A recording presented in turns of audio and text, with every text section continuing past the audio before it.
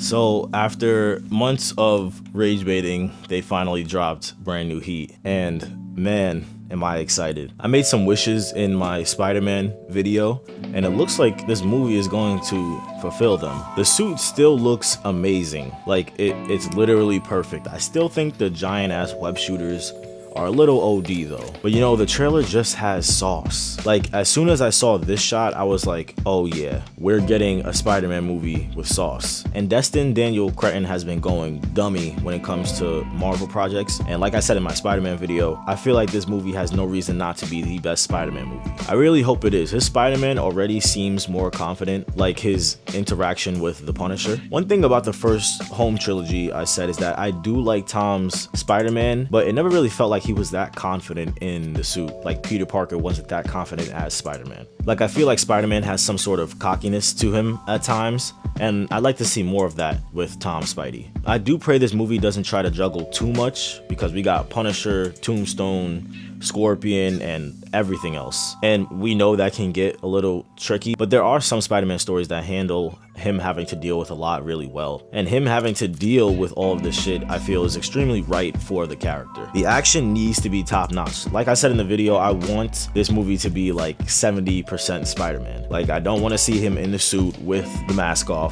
I don't want to see a mentor role. One of the best things about Spidey is that he is a solo hero. And I can see that MJ and Ned are in the trailers, but I kind of hope that he maybe learns to like give up on MJ and Ned. Like I want to see him move on. Spider-Man has a lot of love interest, and I feel like we can explore those more. They're definitely teasing us with the web swinging sequences. Like I want the Amazing Spider-Man 2 level of web swinging. I can't wait. Finally, we're seeing Peter in college again. His college days are more important than his high school days, but it hasn't really been explored that much in the movies. The movie looks good, but I'm not gonna lie, it also looks a little weird. Like sometimes it's like way too gray, but like sometimes it's more saturated, and sometimes the background looks a little fake. I mean, like obviously backgrounds in movies are fake, but like sometimes just like weirdly fake. But I like how in multiple shots Spider-Man's like suit and him, he's the only bright thing in those shots. I feel like it's meant to symbolize like, you know, he's the only color in this dark world, because New York is in shit as we know it. But you know, I feel like maybe that's supposed to symbolize him being a beacon of hope. So it doesn't seem like Daredevil or Kingpin is going to be in this. I mean, we haven't heard anything, but I don't believe that for 1 second, to be honest. I mean, they also said Andrew and Toby weren't gonna be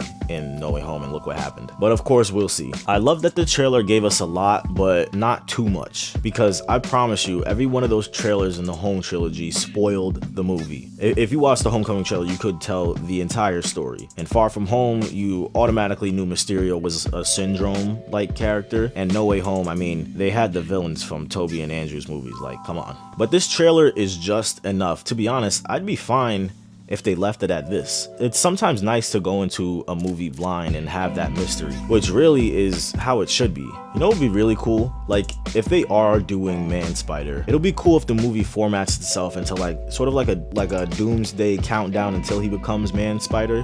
You know, that kind of feel. Like maybe he grows an arm every couple of minutes, or like maybe he gets like signs that he's becoming something else, and it builds that tension and anxiety that something's about to happen. Also, of course, these signs, you know, symbolizing that he is changing as not only like physically, but as a person as well. You know, I feel like the Man Spider concept is weird and not something that would have been done a couple of years ago. But you know, now that people are accustomed to these comic book movies, I feel like we're gonna get weirder and weirder stuff as we go on. So I'm glad to see what weird stuff they can do in the MCU. And I hope this movie gets weird and obscure, because Spider-Man has some crazy stories. You know, maybe one day they'll bring in Big Wheel.